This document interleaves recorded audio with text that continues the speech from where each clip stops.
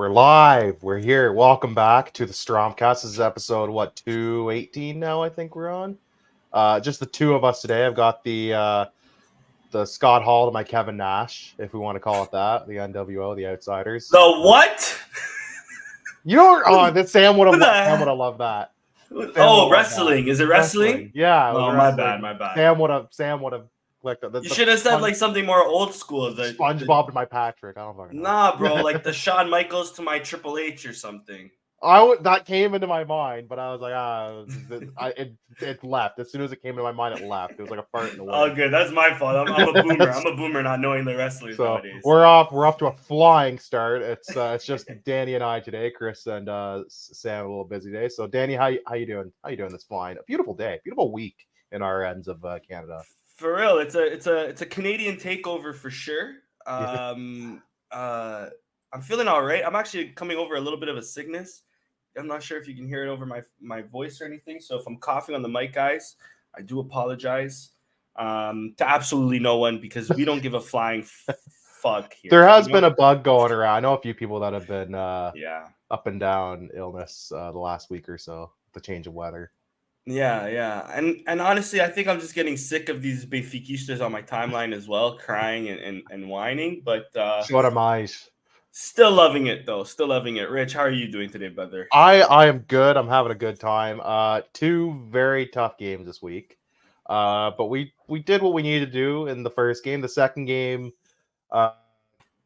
semi fair result. I think we were a little lucky to nick that one, but it was a relatively rested team, or a relatively rotated team, so we'll cut some slack. But it is what it is. We're in decent position to at least challenge and match our performance from last season in Europe. So let's hope. Big facts. Let's just get started with that game. First off, let me just give a shout out to the boys. Give them a follow there. Follow Chris. And of course, all things Alvalade. Always follow us. Let me share the screen here real quickly. As you can tell, it's the two bozos today. So it's going to be rife with tech difficulties, team. We apologize in advance. But yeah, we're into it. So starting lineups were as follows. For Sporting, we had Franco Israel. Well, you're in good game, Gabriel. Thank you. Franco Israel in net, Coach, Quaresma, and Diomande rounding off the defense with Mateus Reis and Jenny. Midfield of Morita and Koba Coindretti. And then we had Trincao and Edwards on the wings, and Paulinho, the UEFA man, getting his goal. Starting in net or starting up front. For Atalanta, Musso was in net, Hyen, Kolasinac, and Jim City on defense. I'm sorry. Holm, Ederson, Darum, and Ruggieri in the midfield and on the wings. Lukman, Miranchuk, and Skamaka rounding out the attack. Skamaka with the goal and was goal points man of the match. Danny, I'll start with you. I didn't get to watch too much of this game. Had to resort to highlights and match reports, but I trust you on this. You take it away. Yeah. I mean, if my work's watching, I didn't watch this game at all. But if they're not watching, you definitely watch this game. It was a abnormally early start time, and it was on a Wednesday, right? Because they didn't want to put them up against Champions League later in the afternoon, which was reflective in the attendance. Yeah, exactly. But it's so weird because if this was a Champions League game against Manchester City, they'd probably do at least another 10. They probably would have done at least another 10K. So it was 28K. It was a random day. Allow it. Kind of crazy though, but yeah, it's for a team that's compared to our local rivalry, we're supposed to be the elites, and they're supposed to be the broke ones. We're a bunch of broke bitches for not showing up to the stadium. Being able to afford tickets. I think those roles over. I think that role over the last 30 years has kind of reversed a little bit. I personally think it's a lie told many times that starting to sound like the truth sort of thing, But hey, I wasn't around that time, so who knows? I don't know. I don't remember our 70s and 80s teams. I'm just saying, I think the roles have kind of reversed a bit socially in some instances. But in regards to the game, I thought it was a good game. I mean, I know that a lot of people were saying this is heavily rotated. A lot of people saying, which I'm not saying it isn't, but a lot of people saying, Amorim's clearly putting his chips all in for the league. He doesn't care about Europa League. But nonetheless, I mean, it's still a strong 11. Pot is injured, so who else is supposed to play the wings other than Trincão and Edwards? They're 2 wingers. Unless you're going to move Jenny to the wing and start as Gaio in that fullback position, which you're not going to do. And if that's the case, then I'm saying, okay, we're switching it up. We're really heavily rotating the squad. We don't care about Europa. But that's not the case. I mean, Gyökeres, this man has played every fucking game, pretty much, it feels like. I don't think he's ever been on the bench since he came to Spartak. I don't recall him really starting on the bench. The only question mark, I think, in the 11 that left me scratching my head a bit was Coindretti in the midfield. I was a little surprised by that, but for the most part, there wasn't anything all that shocking about this 11. And maybe Mateus Reis instead of Nuno Santos, because Nuno Santos has been in good form. Yeah, I could see that. But with Jenny on the one side, obviously Amorim does like to have at least one attacking fullback and one defensive fullback, right? So there's been that ebb and flow. I know he has played both Jenny and Nuno Santos this season, but it's not all that often. And he's also played Reis and Gaio. Exactly. So it's just kind of how he feels that day when he rolled over in bed. Yeah. I think he wakes up some days and he's like, yeah, fuck this shit. And he's just like, let me cause some mischief today. Exactly. So, but yeah, I mean, with the 11 right away, I didn't think it was that heavily rotated. I was excited to see Coindretti. He had his moments. He also had his moments where he was poor as well, though, I must admit. Let me just start off by saying my man of the match was Paulinho. Paulinho, his 60 minutes that he played, didn't put a foot wrong. A great goal, great runs. He was perfect tactically because Atalanta would constantly be pressing so high up, and Paulinho would always be kind of free in the middle, or at least pull Holm away from the back line to him. I think he forced Holm not Holm, the guy in the middle, Bien or whatever his name is.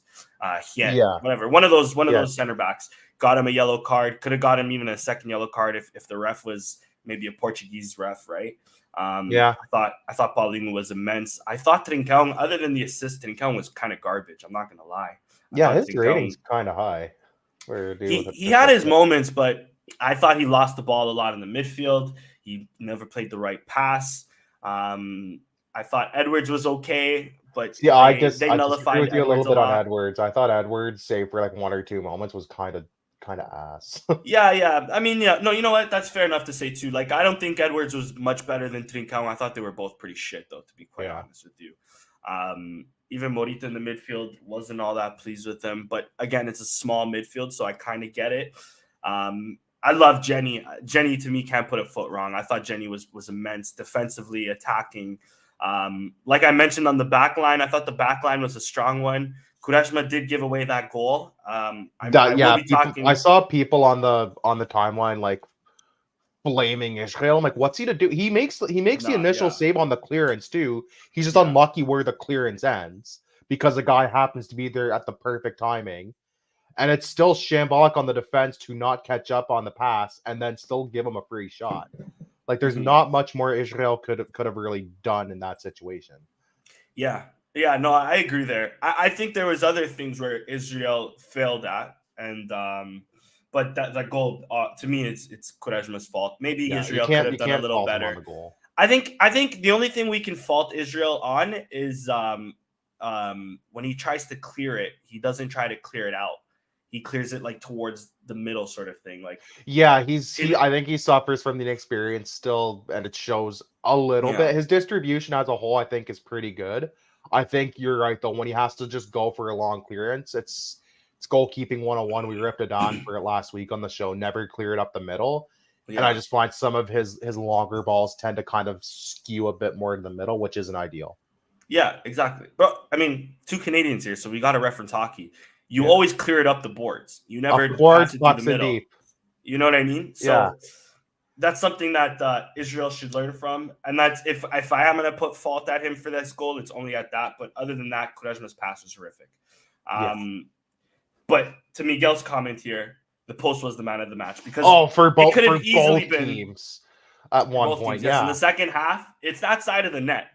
That net at the Alvalade, there's something about that net. I don't know what you think that's the net that Brian Ruiz skied it, but it wasn't, right? But that net, it's always posts, I feel like. The nets at the Alvalade are cursed. We need There is something about those nets compared to every other ground where just shenanigans happen at the worst possible time.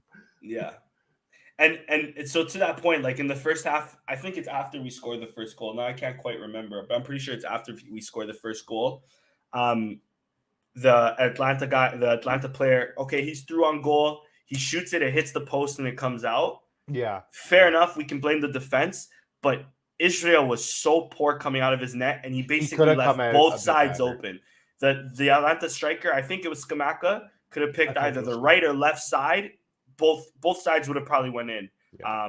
So at the very least, you want to cut down one of the angles. If you give him, you want to cut down the near post, and then if he goes to the wide angle, it hits the post. Perfect, you did your job. Yeah. Ideally, you want to put him at the harder. You want to make him shoot at the harder angle. Exactly. But yeah, and I mean, with this performance, there's a few other things, but I can't remember too much else with Israel. I'll definitely be talking a bit more about him when we come to the Farense game. I think there's a lot to talk about in that game for sure. Yeah, but this just goes to my point. We're winning the World Cup. We're winning the Champions League. We're winning competitions. We're not even in if we have a goalkeeper, because it's just like it's so. There was a comment. I'm not gonna mention who it was because I'm not trying to give that guy publicity, but it was pretty funny. He was saying he doesn't know who's more like what is it? It's like what's more insecure, Israel and net or Danny with the ladies? Danny's got a girlfriend, so Franco com a bola está mais inseguro que o Daniel com as mulheres. Yeah, crazy comment. Danny's got a girlfriend, so like that comment. Allegedly, ladies, I'm still single. We got to keep the sex appeal up. We got to keep the. Okay. But that makes one of us then at least. But a great comment, and it's exactly what it is, bro. You should see me around the ladies. I'm scared. I'm shivering. Terrified. Palms are sweaty. His timbers shivered. Mom's spaghetti. You know what I'm saying? And it's the same way with Israel and net. You can tell it's mom's spaghetti. There's another point Amurin mentioned where he was saying that there's a point, and I noticed it in the first half too. There's a point where Israel has the ball in his box on his feet, and Atlanta players aren't even pressing. So regardless of the crowd, I don't even think. One thing I hate about these journalists, they always try to make Sportingistas at fault for everything. Like we're the ones. It's all our fault. We're to blame for everything ever. But they're mentioning it. So Amurin kind of said, like, I don't care what the fans are saying. If they're bored, they're bored. If the Atlanta players aren't pressing you, you keep the ball at your feet, even if it's for half an hour. It is what it is. Yeah, if they're not. I agree with Amurin. Why are you going to force the issue? Exactly. And we're already up 1-0 when I really start noticing this. And then he passes it off to the right, and then they try to pass and play. And Atlanta are really good at pressing high and winning the ball. Yeah, they're a typical Italian. They're a typical Italian team. They love to press. And you notice that a lot in this. Exactly. In this game. So with that being said, a little disappointing there. To be quite honest with you, the other thing, I don't ream Amurin a lot. I'll ream him this game with the substitutions though. The 3 substitutions right at halftime didn't really change a thing. No. Not sure if it was fatigue from Diomande. I thought he was all right. St. Just came in. He did okay. I'm not saying he didn't, but he was banging. Didn't really give anything else to the game. I get Hulman coming in. I get because they were starting to get torched in the midfield as that half kind of dragged on. So that substitution, I don't think anybody would object to. Eshgayo coming on. I feel like you ruined it with Eshgayo coming on though, because I thought Jenny was having a good game, and I'm like, if there's a game to not sort of rip on Eshgayo like we always do, if there's a game to keep Jenny on a bit longer, this would have been the game to kind of do it.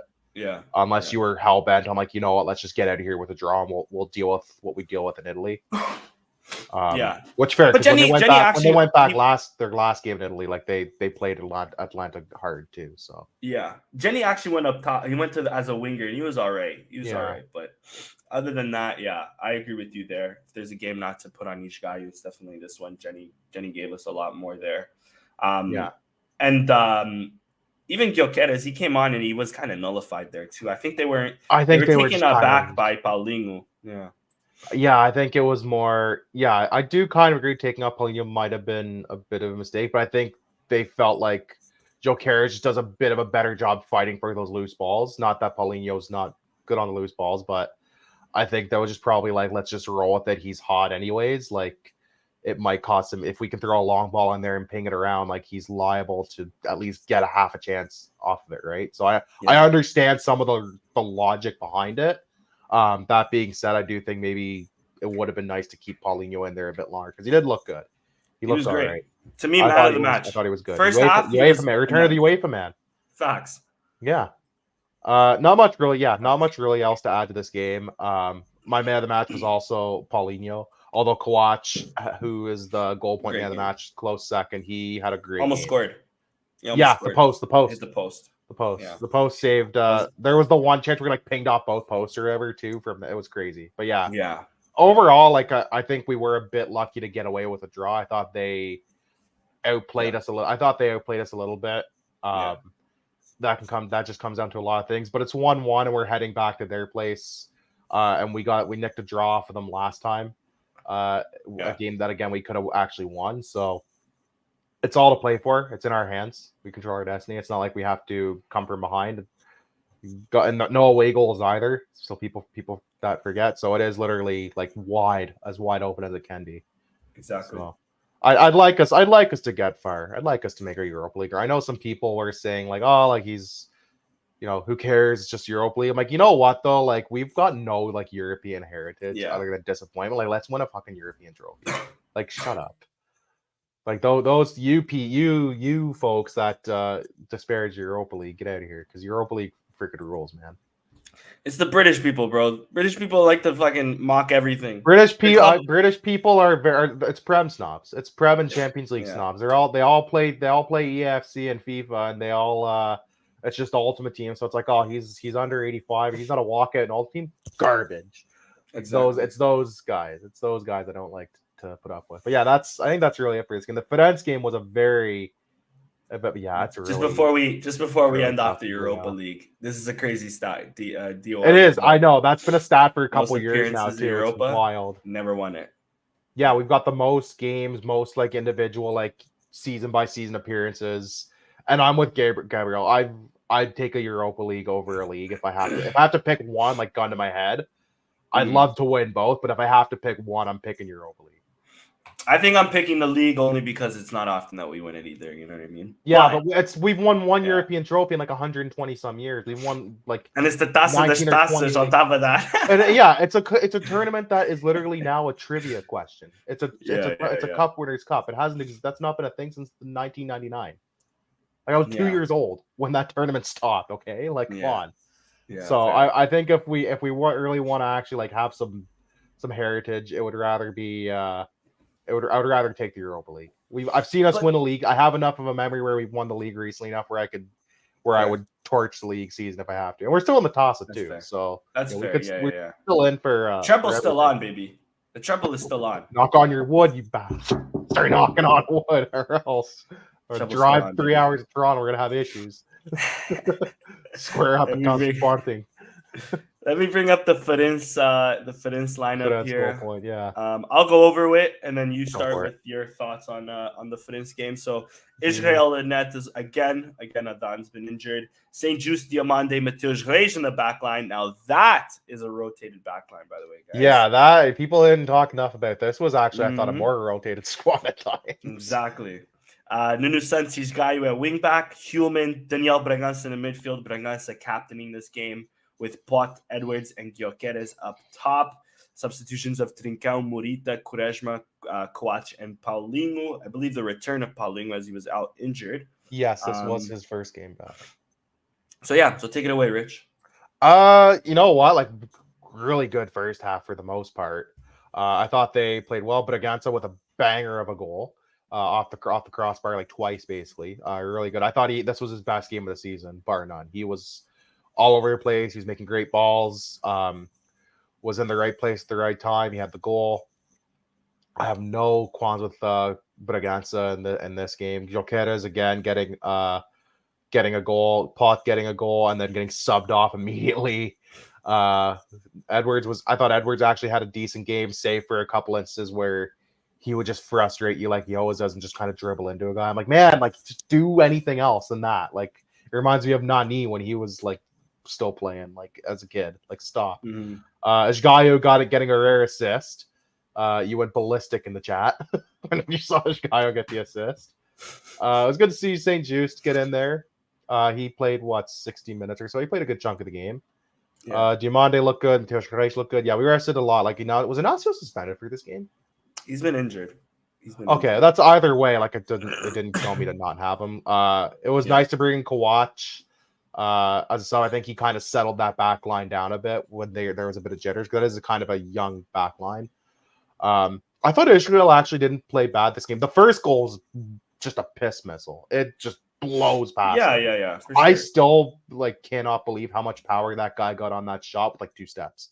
It was unbelievable, and he actually almost gets to it too.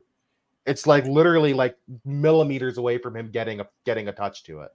I'm convinced Farense, they see how well you do set pieces and how you shoot the ball. Yeah. And then if you do it well enough, Zermatt is just reach. Because that's all their goals against us has been bangers. It's all been set pieces and bangers. It's been ridiculous. Yeah. I saw someone saying that's a rookie mistake from Israel. I'm like, man, that's just a freaking piss missile of a shot. That is just a rocket shot. That's a great goal. And he does well to almost get to it even. If he's 0.05 seconds quicker, he probably gets the save. That's literally the margins we're talking. So that makes it 2-1. We go into the second half. I had a feeling the second goal was coming because the defense was kind of getting lax. Israel makes the wicked double save on the actually, I almost forgot before the double save. Poor Israel almost had to leave this game. He gets kicked in the he gets booted. He gets booted in the head, and then as if that wasn't bad enough, he then gets stepped on in the face. Which I'm like, oh, I thought he was done. I thought he was off for the game. That's concussion right there, but he stayed in. He was all right. And we saw in the second half early, he makes that wicked save on the free kick. He makes the good save on the initial free kick, and then the double save to kind of parry out the rebound. Although that Farense guy really should try to chip it instead of just trying to slot it in, do anything else. But still a wicked save from him. And then his defense immediately on the ensuing corner kick lets him down completely and gives the guy an almost free header, which again he almost gets to. Yeah. But yeah, I don't think Israel the 2 goals in this game, you can't really fault them. You can maybe fault them a bit for the second. You can't fault them for the first one. No. He made a couple good saves. He made one save right after 2 in the first half where he gets it the fingertips and it goes off the bar and out. People were like, "Oh, he missed the ball." No, he got a piece of that ball, and then you saw in the replay it did smack his finger, so he got enough of it to push it up to the bar.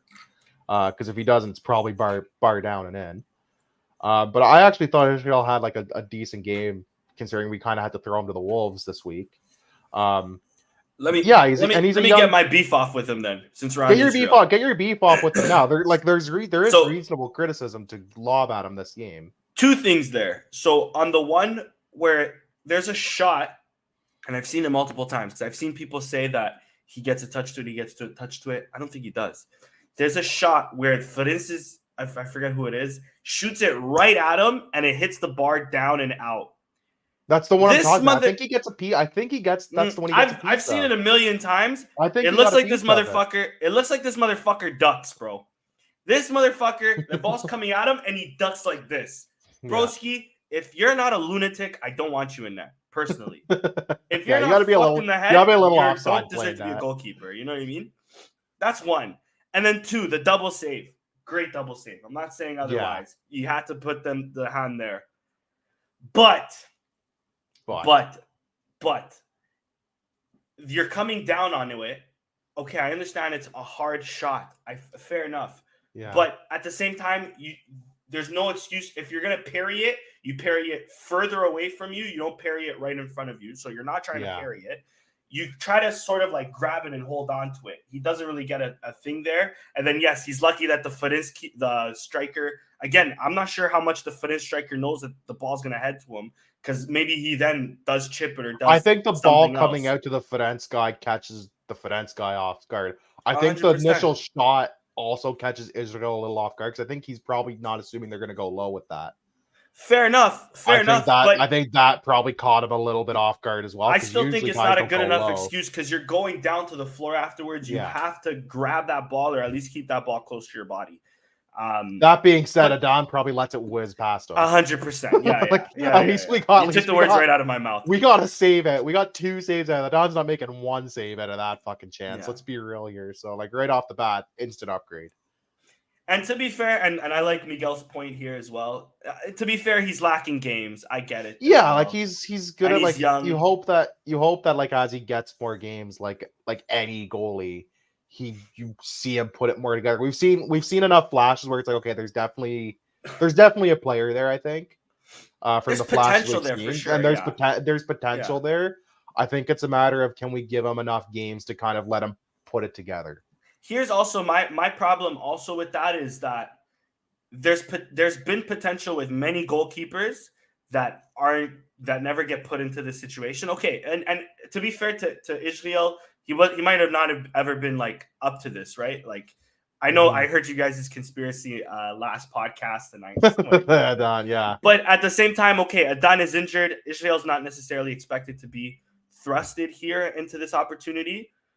But at the same time, for a title challenging team, we shouldn't have that luxury to give a kid the time. You're either ready or you're not ready. We bought him from Juve, right?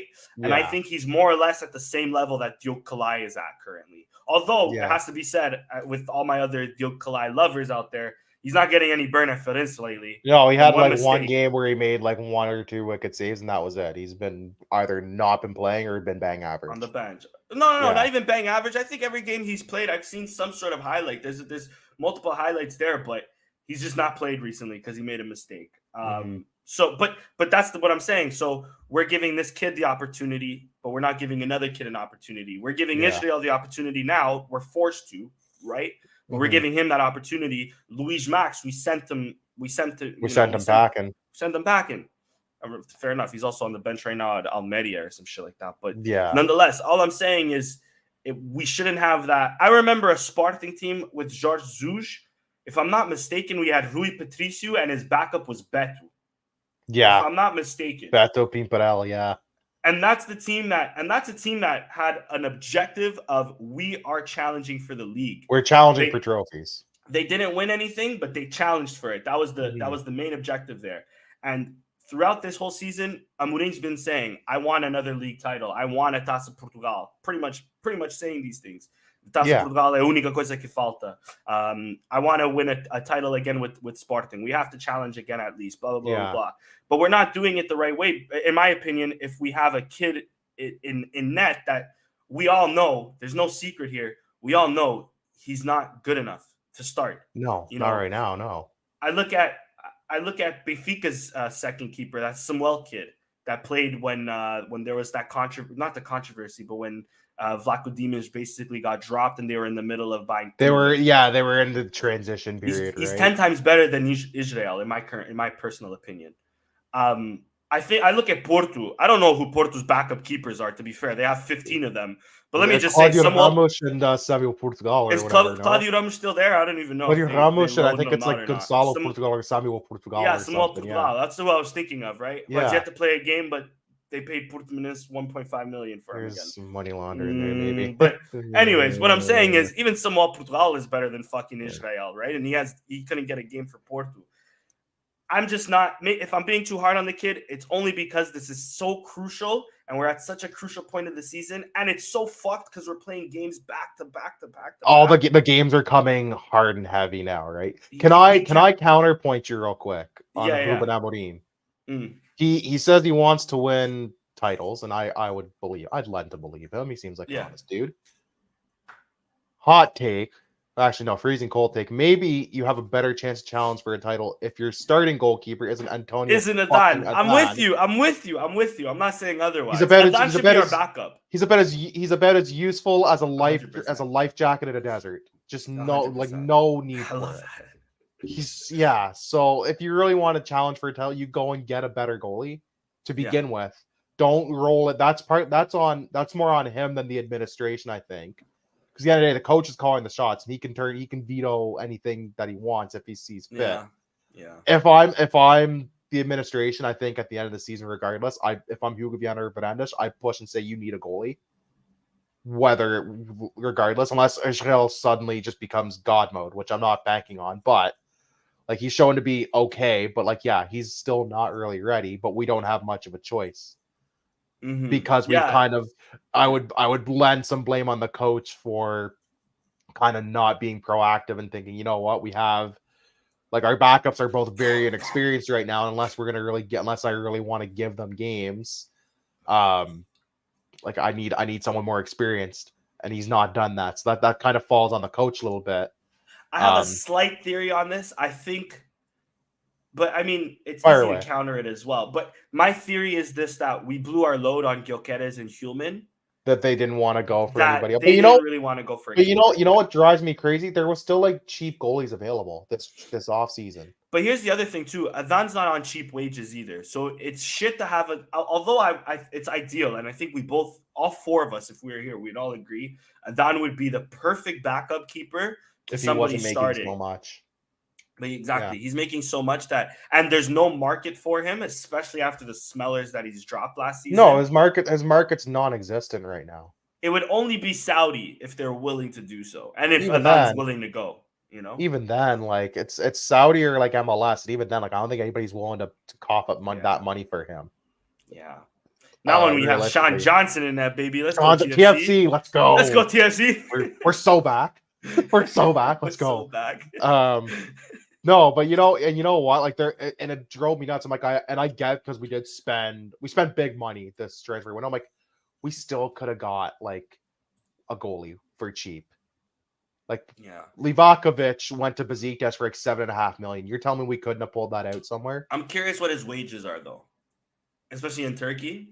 He might be getting. Yeah, that's fair. But you know what? Like, if you don't want to go Livakovic, look domestically. Look at Luis Junior. Look at Andrew. 100%. Look at like there's other Portugal, like the guy from Aroca. I forget his name. Like there's still like 3 or 4 guys not on Porto and Benfica that they could have looked at. Yeah. And it's like they never looked at anybody. That's the thing. Like there was keepers out there that you could have got for like $8 million or well under, like realistically, and they just decided not to. It baffles me. We moan about it every week. They need a keeper. I'm not upset for the most part with Israel's performance. For a kid who's literally been thrown to the wolves this week, I agree. It could be better. Absolutely, it could have been way worse. It could have been like early Patricio, where he doesn't know how to feel the cross. He doesn't know what to do with his hands. He's all over the place. He's shaking in the net. Like he only shoots with his left foot, and nobody knows that really. And no one knows because he plays like he's got 2 left feet anyways. Like his distribution compared to Patricio at the same age better. His ball handling skills better. Yeah, he could feel the cross but better. But I mean, like, for a guy who got thrown to the wolves this week, it wasn't the worst. He did all right. Gripe, I hear you. And I'm being hard, but my main gripe is only because we're challenging for a title. And it's not an ideal situation, right? Like, I agree with you. And I will say to what we had mentioned earlier, when he went down, I mean, was it 2-1 at the point? I think it might have been already. It was 2-1. It was 2-1. We went into half at 2-1. Let me tell you, I was shitting my pants thinking. Oh, you and me both. Diogo Pinto, like if Israel is this, what are we in for now? They cut to it down in the stands, and he just like shoots up. Like, what? Is he coming to suit up? Like, bro was about to suit up. He's the NHL emergency backup goalie all of a sudden. Like, I was like, what the hell were you going? Like, you can't. We should bring that. Who was that guy? Remember that guy from Toronto that was like a Zamboni driver? He was a Zamboni driver that worked for the team. He came in and got like a shutout. David like Ayers. David Ayers. Yeah, there we go. Legend, he worked for. He's a Zamboni driver, and he beat the Leafs, who he worked for. He was a Zamboni driver for the Leafs. Yeah. But it's to David's point though. When it comes to keepers, their cost does drop fast. That's why there's no market for him. Not right now. Yeah, exactly. Yeah, but.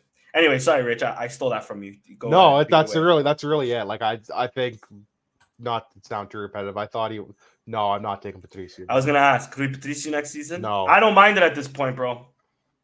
Would he be an upgrade on Adan? Yeah, barely. Yeah, but it's like, do you want me to stab you with this knife or with this machete? Like, yeah. Like, you know what? To be fair, either way. Rui Patricio, not only of his past in Sporting, but Also, I seen what he did. Basically, Mourinho's out of a job because of Rui Patricio. Let me Yeah, Mourinho. I think Patricio's performances that month leading up to Mourinho getting canned did not help that team at all. He's past it. We're gonna go from one keeper who's past it to a guy who's almost just as washed. Like I'd rather not. So let's not. There's younger goalies out there who can be just as reliable, if not more reliable. Domestically, look at MLS for God's sake. There's some good keepers in MLS. There's a couple guys who Arsenal got Matt Turner, for example. Yeah, like there's some dudes like in these these random ass leagues that just stop shots for breakfast, man. And you're probably not going to pay like 80 mil, like a bajillion dollars for him. Like you can get them on cheap. Like we don't scout enough like outside of Portugal anymore. That's the thing. We scout a little bit. We scout in Europe and that's it. We don't scout South America anymore. We don't scout we barely ever scout in North America. Yeah, like we gotta expand our horizons outside of like this little European bubble sometimes. Yeah, no, for sure. Yeah, that was my first thought when Israel went down. Like, oh, they're gonna put Paulinho in that. I turned around like they're gonna put Paulinho in. Go watch. Man of the match performance. Man of the match for you, Danny, on this one. Bro, let me first mention also just a bit more on this game. Bragança. People have been talking shit about my boy. But he made me eat my words. He was phenomenal. This was his best game of the season. He was just unbelievable. He was great. Captain, he should have had an assist as well on that. Aside from the goal, there was one right towards the end of the game where that would have made it like 4-2. Presses high, wins the ball, passes it to Paulinho. We were just praising Paulinho, but let me say on that shot for anybody that remembers this chance right at the end. Fucking Paulinho has the ball rolling in front of him. Oh, it takes so long to get the shot off. My man opened the book, went through at least 2 chapters. Made himself a café. Made some café. Exactly. Went to go get the bolachas de Maria. Had the pastel de nata, Had a pastel, dunked the fucking bolachas de Maria no café, comeu.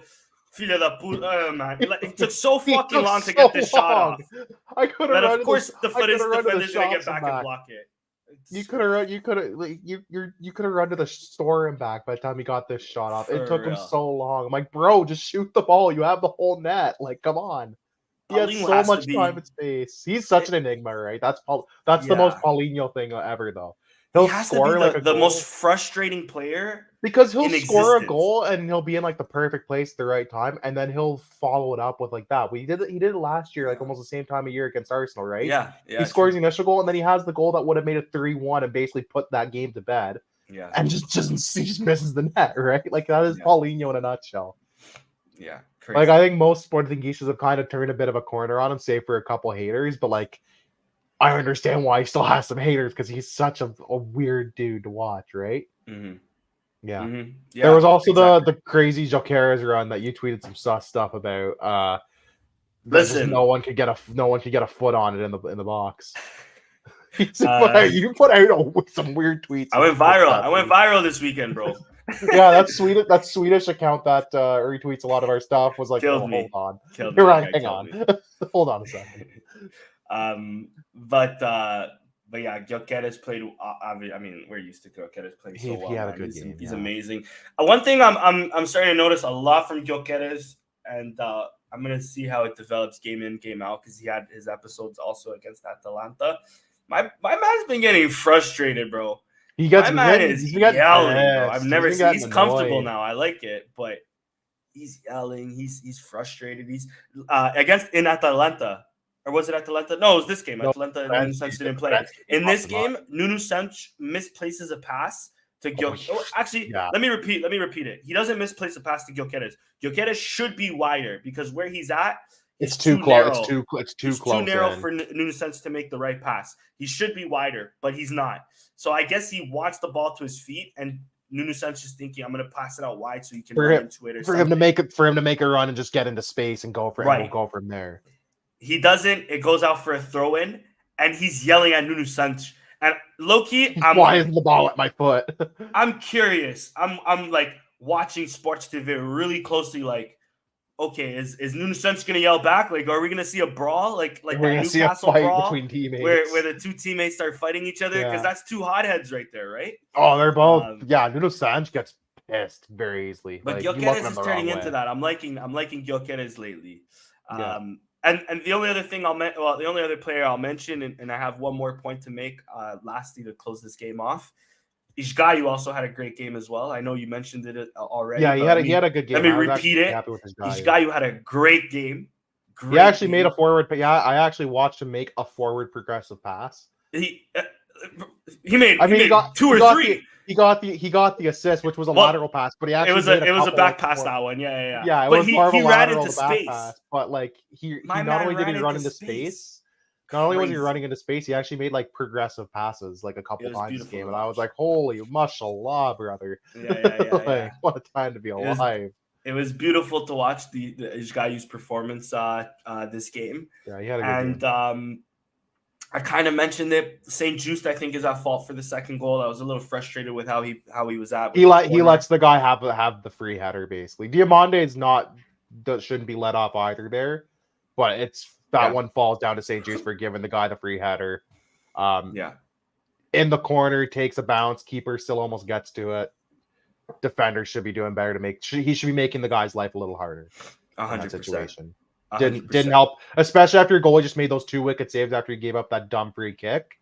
You gotta try to help your goalkeeper right after he just bailed you out. Yeah, exactly. So. And the last point I wanted to make was actually something that Jose Mota said after the game, and I 100%. I didn't see any of the post game. So he basically said that out of all the teams Sporting have played, Farense have probably caused the most problems against us because we played them 3 times, if I'm not mistaken, twice in the league now, and then once in one of the Taça in the league. I think. Yeah, I don't know if it was the 2 league, but I think it was Taça. The league. 2 league games they caused us immense headaches. And yeah, exactly. And I want to mention that as well because he's 100%. I'm glad to see them back. They've been a fun team this season. Like they've been low key good. Balumi's a winger. He's a player there. He got a goal, Great goal. Yeah. And Mateus Oliveira, if he plays, if he's not suspended or injured or whatever, he's found himself a nice little spot in Farense this season. He's played all right. I like them. Elvis Bald is a former Sporting guy, isn't he? There's a couple former Sporting guys on here. Academy and Rafael Barbosa as well. Rafael Barbosa who came on. Yeah. Look what Dave has to say there, though. Artur Jorge said the same thing. But one thing about it, Artur Jorge was lying, though. Artur Jorge is full of crap, Dave. Artur Jorge was lying. But in terms of my man of the match, I mean, listen, I love the guy. I've been defending him all year. So let me just say it's Daniel Bragança. I thought he was immense. It's the same as mine. Captain. Bragança. But it was his best game, bar none, this season. He was phenomenal. Yeah. He made me eat my words, and I'm always happy to eat my words because eating is my favorite pastime. I don't know if you guys know this. Same. I love to eat, man. But yeah. Let me first before we move on to like predictions or anything. Let me actually just mention this. We don't have Twitter questions, but we do have a really great question. I don't think we do. I swear, Nuno Gabriel had a Twitter question or two. Go pull up. I'll double check, but double check before we do that. I think Dave brings up a really good question here that I wanted to get at.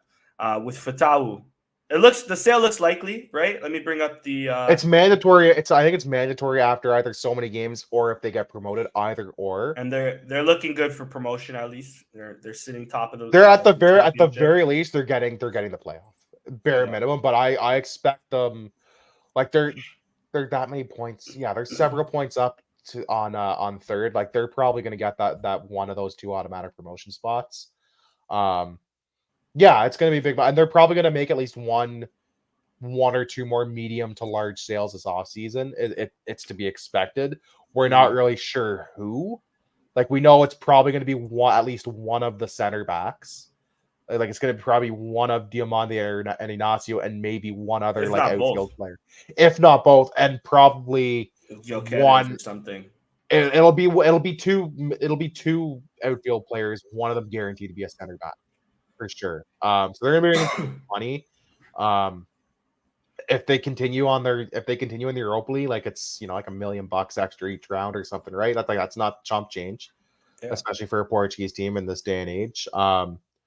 Yeah, that they'll have some fun. They should have funds to depending on who kind of gets let go. They should have some funds to at least bring in good depth and reinforcements because we're not really sure about Kwach, what's going on with him yet.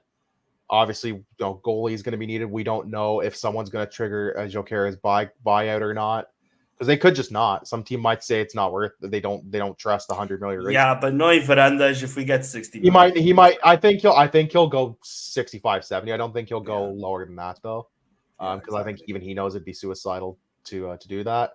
Yeah. Yeah, and it depends on what you get for the other players. But yeah, they should be okay this offseason. They're going to bring in some good money. So I have no problem with that. They're fine. But yeah, I imagine Fatahu's gone. I know there's some Leicester FFP stuff coming up, but there doesn't seem to be that much smoke to the fire right now. It's just kind of rumbling, like little machinations or rumblings. And hey, he's been playing well. So if there is some FFP, he's been playing great. Even if they don't buy him, there's going to be a market for him. Bro, I'll take him at Sporting right now, man. I'd take him back. I was pissed when we let him go. There's a player there. We've seen him play phenomenal in the championship. He scored a banger. If it wasn't this week, it was the week before. He scored in the cup last week. He scored a banger. Yeah. So even if he doesn't get, even if that buyout clause somehow doesn't get triggered, which I don't think is likely to happen, he's probably getting bought out by them. Yeah, there is likely to be a decent little market for him regardless. We didn't pay much for him. We paid like almost nothing for him, and he was just basically a free guy. So we're making almost pure profit, save for maybe like $1 million or like a couple $100,000. Yeah, exactly. You are right. There is Twitter questions. I'm always right, except when I'm not. Except for when I'm not, which never happens. Listen. You gotta start telling your girl. You can't be telling your girl that, bro. I learned the hard way about that. She hasn't. We're not there yet. That's okay. I'll cross that bridge when I come to it. All right. Let me start with Nuno Gabriel. I'll ask you the first one. After Franco's performance yesterday, do you guys think he's up to the task to fill in for Adan for however long is needed? Not that Adan was doing very well anyway. We kind of you obviously know my. Let me just also preface this by there were some murmurs. I don't know if it's Simtiv or whatever it is about us. We should be looking at David De Gea and stuff like that. No. I'm not even sure we can register him right now anyway. So I don't know what you are allowed. I know you're allowed, like in emergency situations, to register a player outside of transfer windows. But like David De Gea is also washed. Like, you think? Okay, Sporting Geishas, what is our obsession with trying to like sign washed goalies? I'm seeing Patricio murmurs. I'm seeing David De Gea murmurs. Can we I don't think De Gea is that washed. Can we have like rumblings connected to a guy who's not absolutely washed? Let me say this, Rich. I've watched a lot of Man United between the last few years. Makes one of us. Yeah, fair. Yeah. But what I'm saying is, there's a lot of chances Onana lets in that De Gea was not letting in.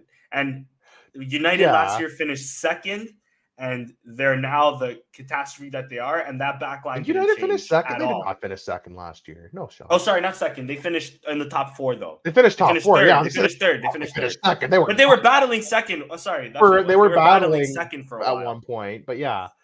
But again, as someone who watched not so much last season, but season before, De Gea was also liable to pull an Adan and just let in some weird ones.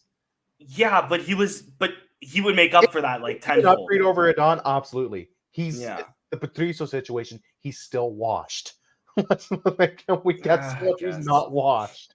There's a reason why he's not in a club right now. If he's not, but like he's been a free agent for like 6 or 7 months now, there's definitely a reason besides cost why he's not been signed by anybody.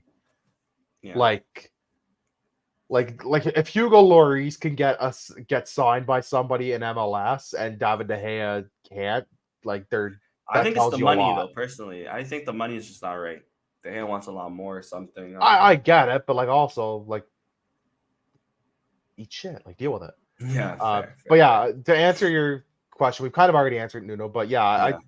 He's at the very least a lateral move, maybe a slight upgrade. So we're if that's what it is, we're fine for a bit. Adan was stinking up anyway, so we can't really go much worse than that, right? Yeah. There was really not much else to go except up. Yeah, fair enough. We kind of already touched on this as well, but I'll read it anyway. It's Quadrasma's fault. Gabriel. It's Quadrasma's fault. Who do you guys think is to blame, or who do you guys think is at fault for the goal versus Atalanta? In my opinion, Quaresma's to blame. That botched back pass spelled doom from the beginning. Shout out to Nuno Gabriel. I agree with Nuno on that one 100%. He's on the money. Facts. And people ripped on Israel for the clearance. Like, man, he makes a good clearance. He's just unfortunate that dude happened to be just like there at the exact perfect timing. Yeah, like it's just unlucky timing there. Like, there's not much else you can do. He made the right choice on the first clearance. Facts. Facts. Yeah, fair enough. Let's cause a Paiva asking these days. And then finally, Matt's asking M5 7. Should we be going full strength 11, both the league and EL to win both? Yes. Deal with injuries as they come, or put our priorities in place first or in first place and have different approaches for them? I'm the mindset for the latter. I'm the mindset for the former. I think you're this deep in Europe now. You try to win every game. It's the point of the season. You want to win every game. You're gonna deal with fatigue as it comes. You roll.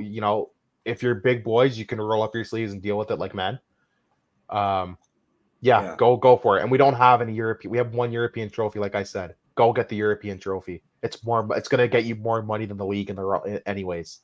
People forget that. People are like, I want to win the league. I'm like, no, you're going to get more money winning a Europa League. You get more exposure. It's way better as a team to win the Europa League. And I'm not disparaging the league. I want to win a league title too. Yeah. But like, let's put on our thinking caps here. You're going to get more money and way better marketing out of a Europa League than you will out of another Portuguese league out of like 20. Like, big deal. Yeah, and to this point too, obviously it can't be the same 11. You got to rotate guys, right? Yeah, like, we definitely have the squad for it though. We have at least two players in every position to at least continue to compete and make noise in all the comps, right? Yeah. Thankfully, they've only got like at least one more cup game left, and then they don't have any cup games to they'll have the Finalitas, knock on wood, depending. Yeah. And then it's just kind of league, Europa League. They don't have to worry about any other cups going on, right? So, yeah, international breaks coming too. And let me there is an international break coming up, so we'll see. If Roberto Martinez decides to call up Pot now, nah, I'm fighting. I'm flying. Now? I'm flying to Portugal. I'm fighting him, bro. Nah, fuck you. Bring up Jota Silva and all of that, the Guimarães boys. Bring up Ricardo Horta. Bring up all the Braga players, David. I don't care, bro. But fucking try to find a way to get Banza. I know he just played for the African Cup of Nations. Yeah, I don't know if we can swing that Banza one. No. Fuck it. Call him up. You don't call him up. Fuck that shit. Make some calls. Stay away from Pot now. Or Nuno Santos, because I have a feeling even Nuno Santos might get tricked into that fuckery. I don't think Nuno Santos. Even Matheus Reis might get tricked into that fuckery. No. Nuno Santos is too streaky. The only Sporting guys that have a shot at getting called up is, I think Inácio is the only lock. Yeah, but I'm saying it's friendlies. So I don't know. Have you seen Is it just friendlies? Where are we even playing? It's just friendlies. Have you seen the Jota Silva shouts? Online? I have seen I saw one or two, and I'm like, really? Like, okay. But I guess if it's friendlies and you don't really care, unless he's like, I want to get my squad because the Euros are coming up, right? I want to test them out. I want to test them out. I want to fuck you. Like, test them out one more time. Like, test them out. Competitive games. Fuck that shit. I don't give a fuck. You're not gonna call up. Yeah, well, and that's the thing. He had the chance. Like, their last window, where they had already qualified. Like, he could have done just that and tested shit out. And he didn't. And we were all kind of surprised that he didn't. And he didn't. So he called up pretty much. He called up and pretty much played his strongest, for the most part, like his strongest team, save for a couple names here and there. Like, I think that's why Potts got an injury against Atalanta. Oh, the last time around. I think that's why he has an injury right now. Maybe. Roberto Martinez, I do think if Pot continues though, it'd be criminal to not take him to the Euros. Yeah, but now it's too late. In my opinion, if you didn't call him up beforehand, even if you call him up this next call up, he's not going to the Euros. I mean, you don't think? Unless there's massive injuries, he's gonna call up his guys like normal. He's gonna call up the Leão. Leão's a guaranteed. Leão and Felix, I think, are the guaranteed. Jota's injured now. Jota's injured, and Jota's been streaky. Who is he called up normally though for wingers? It's usually Leão. He's called up Ricardo Horta. He can't call up Rafa anymore. Well, he's never called up Rafa. I don't think. No, that was a pronunciation. Rafa stopped with Fernando. Who else is really a winger though? Bernard Silva. Bernardo, yeah. But like City boys have always been a letdown. Have been a letdown the last 2 tournaments. Yeah. So I don't know. I think the way Pot's playing and the form of some of the other wingers, like I would be very surprised if he did at least make also Otavio, but Otavio also operates as a midfielder too sometimes, right? So it depends. Yeah. It depends on if he's gonna keep going with the 3-4-3 or if he's gonna go 4-3-3. Depends on his what he's gonna do. I think he's gonna stick with the 3-4-3, the 2 wing backs. But yeah, I think Potts should go to the Euros. I think he should too, but I don't think he would be going. He hasn't been getting called up before, so why would he get called? Why would he start calling? But that was the same with Fernand Sanch. Fernand Sanch though also just didn't call him up until the Euros, the last one. Now Fernand Sanch also bozo and didn't play him and decided I need to give these minutes to William and Danilo and get torched against the Germans. Yeah, exactly. But that was Fernand Sanch because Fernand Sanch again was a weird coach. So it wouldn't. I think people just automatically dismissing Pot getting called up. I think he should.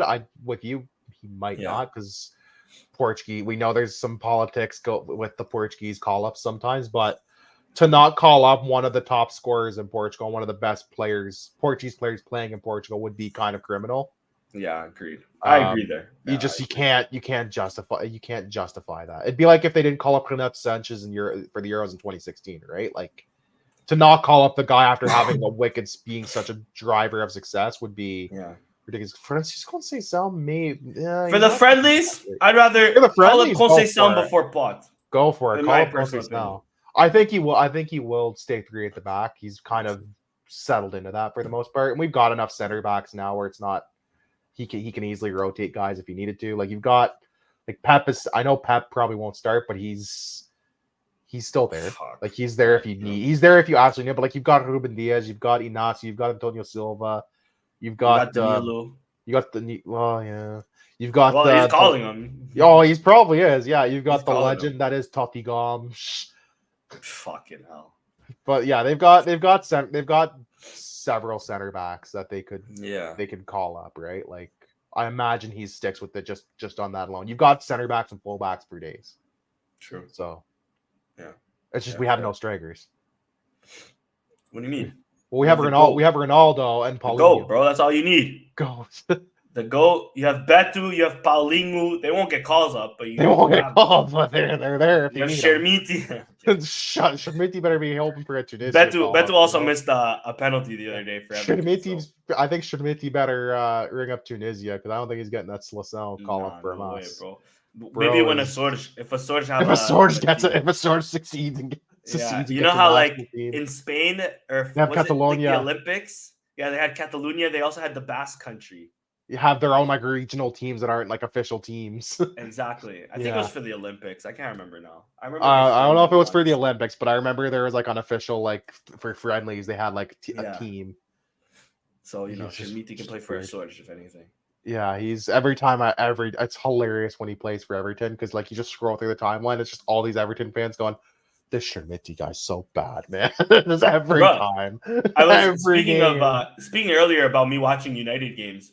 I was watching the FA Cup where they faced Nottingham Forest. Yeah. United get a last minute goal. You know who was subbed on for Nottingham Forest? Rodrigo Ribeiro. I forgot we loaned him out there, bro. I forgot we loaned that brother. That was such a weird loan. That was a random ass loan. Yeah. Weird. You want to get into fantasy then? Let's get fantasy first. Let's do fantasy first. So we've got. I haven't actually looked at fantasy this week, so I'm curious to see. So we got. Oh well, Chris did the best. So Chris, every time I pull a couple points back from Chris, the very next week he pulls some. So let's go for Sam here. First. Sam's had a rough season this year. It's Jover for him. You got big points from his striker. Huge points from his striker. His defense is what let him down. Bonds on the bench. Bonza again. Yeah, Bonza and Lalo. That's 2 weeks in a row he's left Bonza. Sam, you could have caught it. You've left some points. That's crazy. Leaving Lalo and Bonza. Bonza's the more criminal one. Lalo I could see, but man, rough. Rough. Leaving those free points from Bonza. What did I do this week? I did 64. Who did I leave? So I had to send. Fucking let me down, but at least I had Bonza. Rafa let all of us down this week. Well, Benfica as a whole let us down this week. Benfica let themselves down this whole week, bro. Yeah, and I left no points on the. I left 1 point on the bench with Dominguez, so I left no points on the bench. I got my max points essentially. You need a max win. Yeah, here comes Thick Vic and the Revolutionaries. He had a monster week. Ujika, Van Nielsen, huge goals. Bukarit and Cal let him down a bit, and Antonio, obviously the Benfica boys let him down. Borja, big point from Borja. Although he left Silva on his bench again. I thought he would have learned and started him this week. So he left a few more points on the bench. And then we move on to Danny. Where are you in Canada? Points only though. I'm in third. You're in third still. Yeah, you've gone up and down the last fluttering there again. Because you were down to fourth or fifth, and to be honest, I haven't changed my team in quite some time. Man. I haven't changed my team in weeks. Yeah, so 2 guys left Lello on the bench, and it cost him a bit. Yeah. But you got pretty much what's going on with your goalie situation, by the way? We were talking about this last week. He's just there to save some. He's there to save some funds, bro. He's like the cheapest. So does he count against your salary cap or no? Because that's a half. Yeah, he does. So he still okay. Because if he doesn't, I was gonna be pissed. I was gonna call up Real Fever and cause some. You fucking snitch, eh? I would have. That would have been such a freaking hack. Because we were talking about that last week. Chris like, does he count against the salary? I'm like, I hope so. I don't know. It does. Okay, it does. I mean, that checks out. Yeah, because he was cheap regardless. Yeah, but yeah, I haven't made any major transfers because he's $4 million. You know what I'm saying? Like, I'm not gonna replace that. Fuck it. Yeah, I think he's unless Joe Costa gets injured. You know. Yeah, but then you still have like sick. What's your salary at right now? Do you have any salary space? No. You're full, so you're maxed out. Yeah, you're maxed out. Yeah, I think I might have like 100K or something left. I don't know. I need to play around a little bit, see if I can do anything. I think I'm definitely getting rid of Arsonist, and I might get rid of Rafa soon, but I know as soon as I get rid of him, he's gonna go ballistic. So I might keep him. I'm not doing that. Yeah. I think if anything, I'll have to rejig my defense a little bit. That's what's kind of been costing me points the last little bit. Is the defense. Fair. But yeah, so far what it is, I'm ahead by maybe like 50-ish points, 53 points. And then Chris, you're coming close though to Chris. Actually, no, you're like 90 points off. Chris. I was like 100, well over 100, and then I was like within 70 or something at one point. Like I had a couple monster weeks, and then it's like every time I gain like 5 points, 10 points in consecutive weeks, he has like 2 weeks where he basically gains those points back. So it's like nothing. Yeah. So that's what's been really annoying. I'll get into league predictions in a second here. I was just about to say Sam gave up on Sam had fantasy. I gave up on league predictions. Give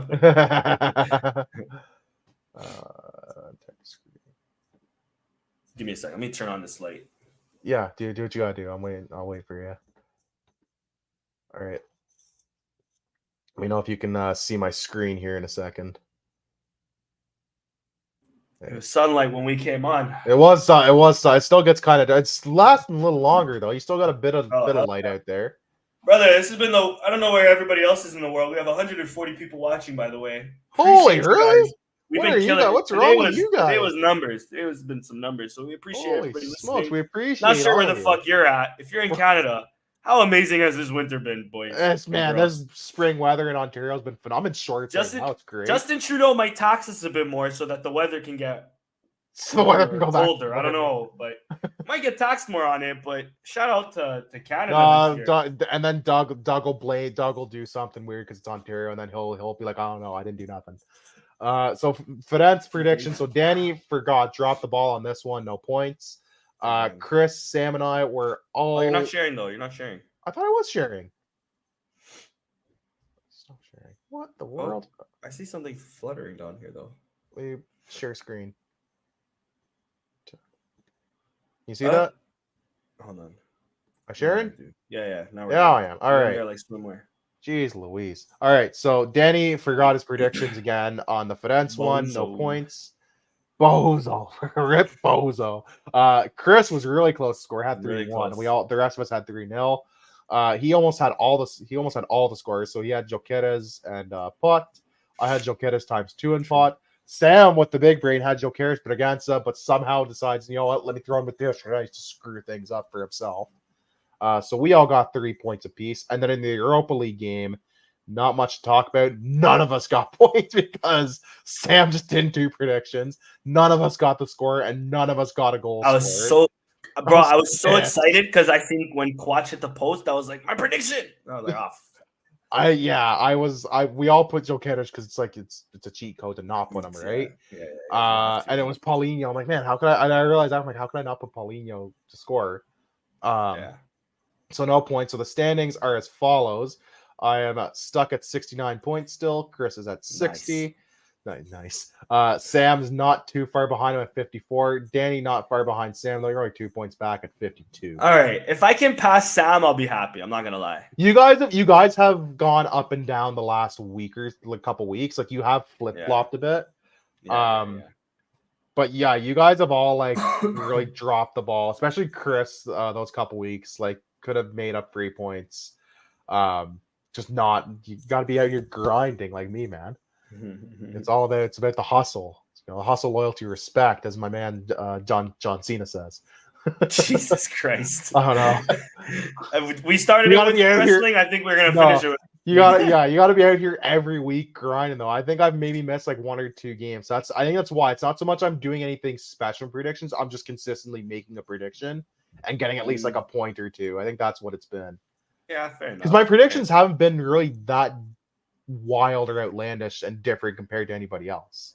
Realistically, they've just been. I've been making them every week, save for 1 or 2 weeks. I almost forgot this week. I literally got my predictions in as the kickoff started. I almost forgot. I'm like, oh shit, predictions. I realized. VAR. I need a timestamp on. I was still wrong. I was still wrong. I'm I was still dead wrong. Anyways, that happened a week or 2 ago. That happened to both of us, I think, or one of us. We put it in and it didn't save.